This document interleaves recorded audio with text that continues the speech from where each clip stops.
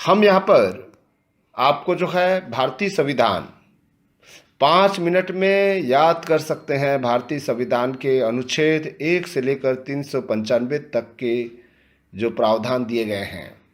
हाँ, हम वादा करते हैं कि 5 मिनट में आप याद कर लेंगे भारतीय संविधान को। साथियों, आपको विदित है कि 26 नवंबर 1949 को भारत का संविधान बनकर तैयार हुआ था। इसीलिए हम प्रतिवर्ष 26 नवंबर को विधि दिवस यानी कि संविधान दिवस मनाते हैं। हम law order and civil rights YouTube channel संविधान से संबंधित समस्त जो तथ्य हैं उनको हम वीडियो के माध्यम से आप तक जानकारी पहुंचाएंगे।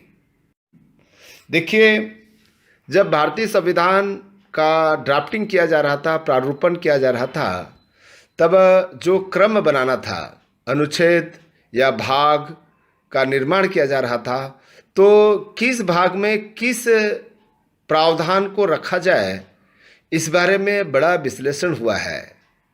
याद रखिएगा, बहुत ही सिंपल है भारतीय संविधान के भाग को याद करना और उनके अनुच्छेदों को याद करना। साथियों, हम आपको बता रहे हैं कि भाग एक में अनुच्छेद 1 से लेकर 4 तक दिया हुआ है। यानी कि इस भाग में 1 से लेकर 4 तक के बारे में क्या दिया है, हम आपको बहुत ही संक्षिप्त में बता रहे हैं। देखिए, पहली बात तो भारत राज्य क्षेत्र के बारे में जानकारी होना चाहिए कि भारत किसको कहेंगे, उसका राज्य क्षेत्र कितना एरिया में होगा। तो सबसे पहली बात जो है क्षेत्राधिकार की बात आती है। यानी कि भारत कहेंगे या इंडिया कहेंगे, इसको हिंदुस्तान नहीं कहा जाता। या तो भारत कहा जाएगा या इंडिया कहा जाएगा। बोलचाल की भाषा में हिंदुस्तान कह दिया जाता है। फिर कहता है कि भारत राज्य बनेगा कैसे। कहता है कि भारत में जितने भी राज्य हैं उसको मिला देंगे, संयुक्त कर देंगे, यानी कि उसका एक परिसंघ बना देंगे, फेडरल बना देंगे, न कि फेडरेशन। फेडरल का मतलब होता है कि वो संघ के साथ मिल सकता है, लेकिन वो बाहर नहीं निकल सकता है। यानी कि आने का रास्ता है, जाने का रास्ता नहीं है। एक बार कोई राज्य भारत के संघ में, परिसंघ में शामिल हो जाएगा तो वो कहीं भी बाहर नहीं जा सकता, मतलब एक नया देश नहीं बना सकता। तो ये भारत या इंडिया परिसंघों का, राज्यों का परिसंघ है। यानी कि सारे राज्य जो है मिलकर एक फेडरल बनाते हैं, एक परिसंघ बनाते हैं। इसलिए कहता है सबसे पहले क्षेत्राधिकार की बात आया। जैसे अनुच्छेद 2 में स्पष्ट रूप से उल्लेख है कि अब बात उठ रही है कि राज्यों का पुनर्गठन, मतलब कितने राज्य हैं भारत और या इंडिया में, तो उसका अनुसूची 1 जो दिया हुआ है उसके बारे में ये अनुच्छेद 2 में दिया हुआ है कि देख भैया, यहाँ पर 2 प्रकार के हमारे पास में है। एक तो जो है स्वतंत्र राज्य है और एक केंद्र शासित राज्य है। यानी कि स्वतंत्र राज्य में 29 राज्य हैं और 7 केंद्र शासित राज्य है। उसकी सूची जो है, अनुसूची 1 का जो विवरण है वो अनुसूची 2 में दे दिया गया है। फिर उसके बाद में आता है कि अनुच्छेद 3, मतलब राज्य का निर्माण करेगा कौन, संसद करेगा। यहाँ पर अनुच्छेद 4 कहता है कि मान लीजिए अनुच्छेद 2 और 3 के अंतर्गत यदि हम नया राज्य का निर्माण करते हैं तो ये न समझा जाए कि 368 के अंतर्गत हमने उसको संशोधन कर दिया है। तो इसलिए जो पहला भाग है वो भारत के राज्य क्षेत्र से संबंधित है। यानी कि भारत के राज्य क्षेत्र क्या है, भारत के राज्य क्षेत्र 29 राज्य है और 7 केंद्र शासित राज्य है। ये चीजें जो है, मतलब राज्य बढ़ते घटते रहेंगे, मतलब राज्यों का पुनर्गठन हो सकता है। 29 राज्य की जगह में 30 राज्य हो सकता है, 40 राज्य हो सकता है, 50 राज्य हो सकता है, या केंद्र शासित राज्य जो है 7 के बदले में 5 हो सकता है, 8 हो सकता है, 9 हो सकता है। तो ये जो दायित्व है वो संसद को है। इसलिए भाग 1 में भारत के राज्य क्षेत्र के बारे में विवरण दिया गया 1 से लेकर 4 तक। और फिर दूसरा भाग आता है। दूसरा भाग जो आता है वो हम कहते हैं कि नागरिकता से संबंधित है। अब भैया, जो भारत के राज्य क्षेत्र में है उसमें निवास कौन करेगा, उसमें रहेगा कौन, तो नागरिकता रहेंगे, नागरिक लोग होंगे। भारत का नागरिक होना पड़ेगा आपको। भारत में यदि रहना है स्थायी तौर से तो आपको नागरिक होना पड़ेगा। भारत राज्य क्षेत्र में नागरिक होंगे, दूसरा भाग जो आता है, पहला भाग भारत राज्य क्षेत्र, उसका जो दूसरा भाग है कि उस भारत राज्य क्षेत्र में रहने वाले नागरिक, यानी कि नागरिकता आपको लेना पड़ेगा। तो नागरिकता कैसे प्राप्त होता है? एक तो नागरिकता जन्म से नागरिकता प्राप्त होगा। यहाँ पर मतलब भारत में 26 जनवरी 1950 को या उसके पश्चात जो भी जन्म भारत में लेगा, और भारत में कैसे जन्म लेगा? जो भारत के नागरिक प्राप्त माता पिता होना चाहिए, ये कह रहा है। दूसरा तरीका क्या है? प्रव्रजन, माइग्रेट होके आ सकता है। जो 26 जनवरी 1950 को या उसके पश्चात भारत के बाहर पैदा हुआ हो और व्यक्ति प्रव्रजन द्वारा भारत पर नागरिक होगा, यदि उसके पिता और जन्म के समय भारत के नागरिक हैं, तो ये प्रव्रजन द्वारा। फिर उसके बाद में तीसरा रजिस्ट्रेशन करा के आ सकता है, मतलब कई दूसरे देश का आदमी है, यदि भारत में नागरिकता चाहिए तो रजिस्ट्रेशन चाहिए, या फिर उसको जो है देशीकरण द्वारा नागरिकता प्राप्त होगा, यानी कि भारतीय नागरिक अर्जित करके, मतलब इस तरह से। और जो है राज्य क्षेत्र में मिल जाने से नागरिकता हो जाएगा। मान लीजिए भारत में नेपाल मिल गया तो नेपाल के जितने भी नागरिक होंगे भारत के नागरिक कहलाएंगे। तो इसलिए जो है पहला दिया है भारत राज्य क्षेत्र, उसके बाद में दिया है भारत के नागरिक, और उस नागरिक को कुछ बहुत महत्वपूर्ण अधिकार दे दिया जाए, तो जिसको हम लोग मौलिक अधिकार कहते हैं। यहाँ पर जो है मौलिक अधिकार कहते हैं, मतलब नागरिकता से संबंधित कानून बनाने की शक्ति संसद में है, 5 से लेकर 11 तक दिया हुआ है, और उसके बाद में 12 से लेकर 35 तक जो है जो भारत के नागरिक रहेंगे उनके कुछ मौलिक अधिकार होगा। इसलिए यहाँ पर 12 से 35 तक जो है मौलिक अधिकार के बारे में उल्लेख है। फिर उसके बाद में भारत के नागरिकों को जो है अधिकार तो मिल गया, मौलिक अधिकार प्राप्त हो गया, उसके लिए पॉलिसी बनाने का काम राज्य का दायित्वाधीन में आता है। तो इसलिए जो भाग 4 है राज्य के नीति निर्देशक तत्व के बारे में दिया, गाइडलाइन दिया है कि ये जो भारत के नागरिक है जिनको मौलिक अधिकार प्राप्त हुआ है उनके लिए ये पॉलिसी बनाई जाए।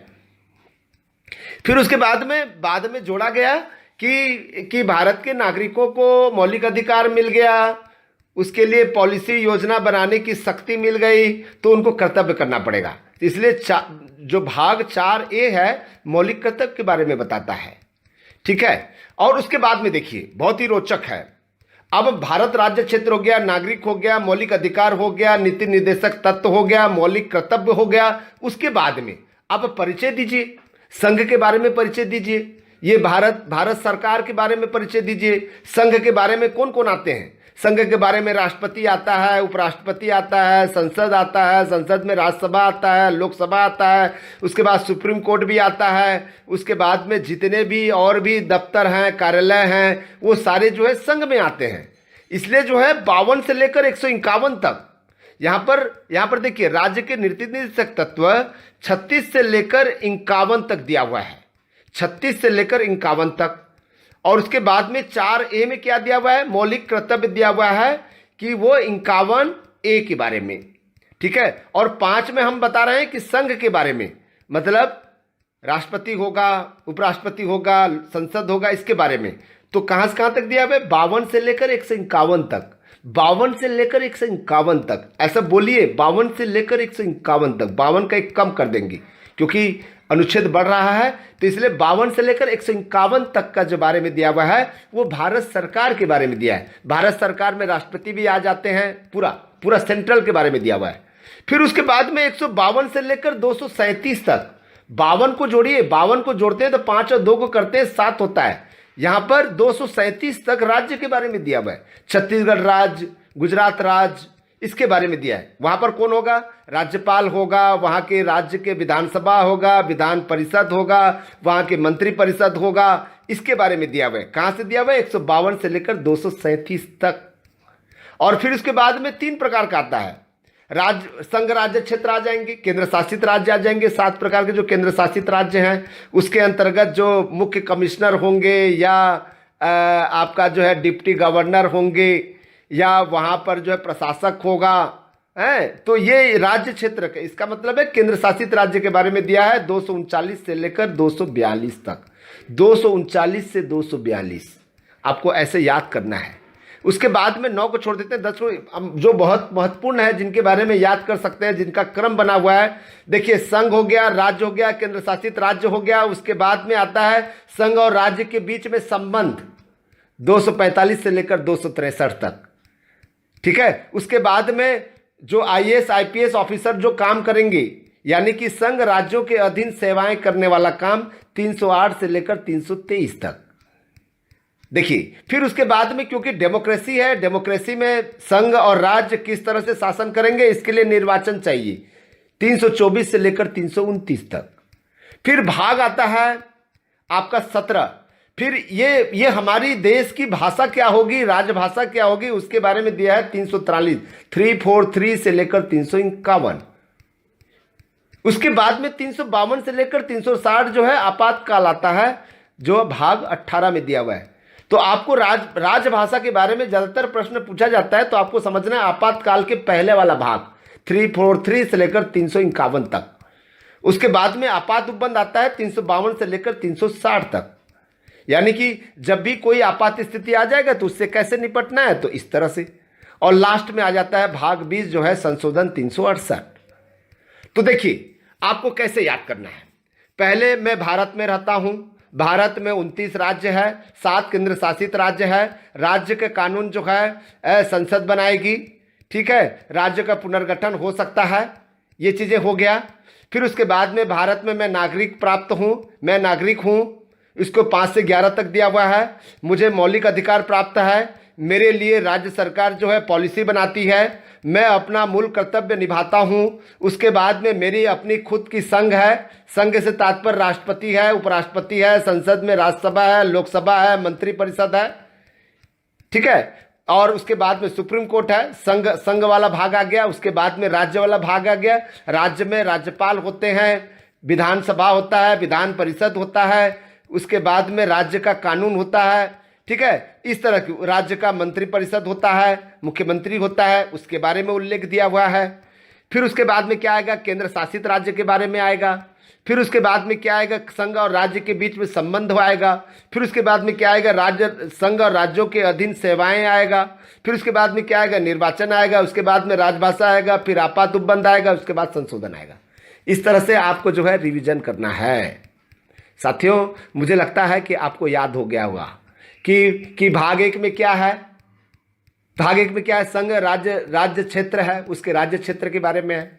भाग 2 में क्या है, नागरिकता के बारे में दिया हुआ है। भाग 3 में क्या दिया है, मौलिक अधिकार के बारे में दिया हुआ है। भाग 4 में क्या दिया है, राज्य के निर्देशक के बारे में दिया हुआ है। 4A में क्या दिया हुआ है, फंडामेंटल ड्यूटी के बारे में दिया हुआ है। उसके बाद में क्या दिया है, संघ के बारे में दिया हुआ है, मतलब भारत सरकार के बारे में दिया हुआ है। उसके बाद में क्या दिया है, राज्य के बारे में दिया हुआ है। उसके बाद में क्या दिया है, राज्य क्षेत्र के बारे में दिया हुआ है, मतलब केंद्र शासित राज्य के बारे में दिया हुआ है। उसके बाद क्या दिया हुआ है, ठीक है, संघ और राज्य के बीच में संबंध के बारे में दिया हुआ है। फिर उसके बाद क्या दिया है, जो आईएएस आईपीएस के बारे में दिया हुआ है। फिर उसके बाद में क्या है, निर्वाचन आता है। निर्वाचन के बाद में राजभाषा आता है। राजभाषा के बाद में आपात उपबंध आता है। आपात उपबंध के बाद में क्या आता है, फिर संशोधन आता है। इस तरह से आपको रिवीजन करेंगे तो आपको 5 मिनट में याद हो जाएगा। Thank you.